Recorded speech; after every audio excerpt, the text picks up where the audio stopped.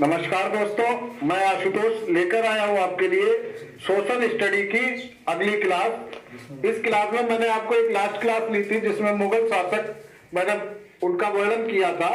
तो मैंने क्या किया था कि बाबर से लेकर और औरंगजेब तक आपको सारा कुछ बताया था। ठीक है, अब आज बात करेंगे औरंगजेब के बाद जो मुगल शासक हुए, अंतिम मुगल शासक कौन सा था, वहां तक हम बात करेंगे। ठीक है, तो औरंगजेब के 3 पुत्र थे, उसमें से जो बहादुर शाह प्रथम था, औरंगजेब का मैंने आपको बताया था 1657 से 1707 ईस्वी तक 50 वर्ष तक सबसे लंबा शासन काल जो था वो औरंगजेब का था।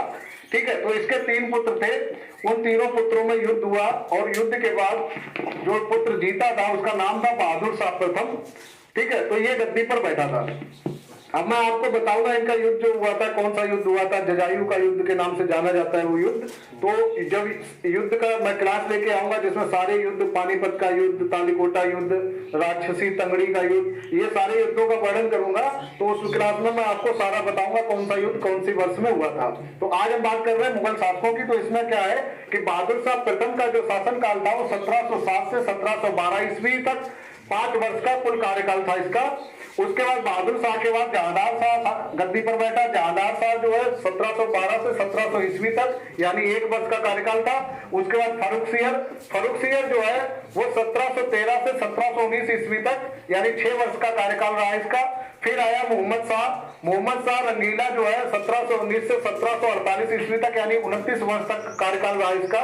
इसके बाद आया अहमद शाह बहादुर 1748 से 1754 ईस्वी तक यानी 6 वर्ष तक इसका कार्यकाल रहा।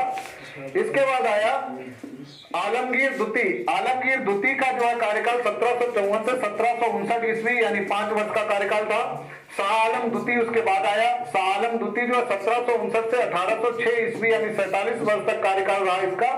इसके बाद आया अकबर द्वितीय का कार्यकाल जो था 1806 ईस्वी से 1837 ईस्वी तक रहा, 31 वर्ष का कार्यकाल था इसका।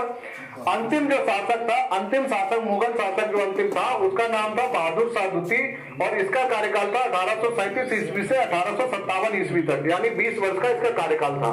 ठीक है, अब मैं आपको बताऊं बहादुर शाह प्रथम आपने यहाँ देख लिया, औरंगजेब का जो पुत्र था उसका एक नाम और था शाह आलम प्रथम, इसीलिए यहाँ पर जो शाह आलम द्वितीय आया तो शाह आलम द्वितीय लिखा गया उसको। बहादुर शाह जब आया तो बहादुर शाह द्वितीय लिखा गया क्योंकि बहादुर शाह प्रथम और शाह आलम प्रथम एक ही व्यक्ति था जो पहले आ चुका था ऑलरेडी।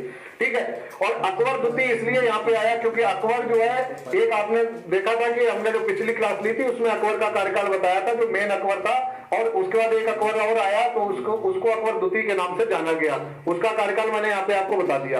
आज की क्लास में इतना ही। नेक्स्ट क्लास में जो लेकर आने वाला हूँ उसमें आपको युद्ध के बारे में जो जो युद्ध हुए, कौन से वर्ष में कौन सा युद्ध हुआ, वो सब आपको नेक्स्ट क्लास में मैं बताऊंगा। क्लासेस आप लेते रहिए। आज की क्लास में इतना ही। धन्यवाद दोस्तों।